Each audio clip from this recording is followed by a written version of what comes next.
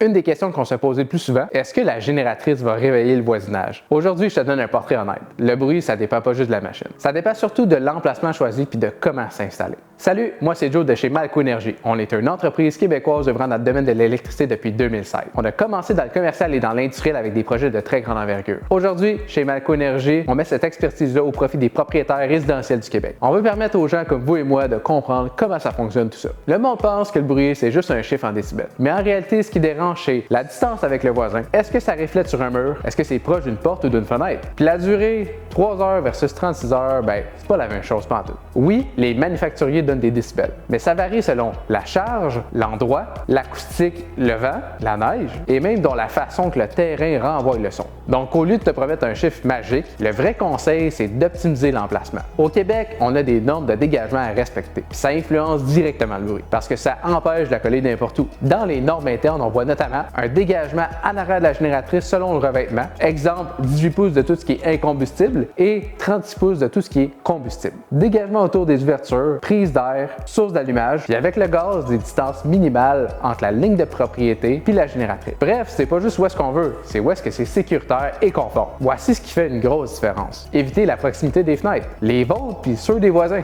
On évite les coins fermés. En deux murs, comme n'importe quoi, ça amplifie. Il faut orienter l'unité de manière intelligente quand c'est disponible. Des fois, c'est pas le cas. On la place au bon endroit dès le départ. Parce qu'une fois la dalle placée au sol, c'est pas le fun à bouger. Il y a certaines villes ou quartiers qui ont des sensibilités au bruit de manière plus accrue. Si tu es enjumelé dans un quartier dense ou avec un voisin qui est vraiment collé, c'est justement là qu'on prend plus de temps à planifier l'emplacement pour l'impact que ça peut avoir. Une génératrice, oui, ça fait du bruit, mais la vraie différence, c'est l'emplacement puis les dégagements. Quand c'est bien planifié et conforme, la majorité des gens vivent très confortablement avec ça. Si tu veux, on peut évaluer ton terrain puis l'emplacement le plus logique, autant pour les normes que pour le voisinage. Le lien est dans la description. Abonne-toi pour plus de contenu sur l'autonomie énergétique et les génératrices automatiques.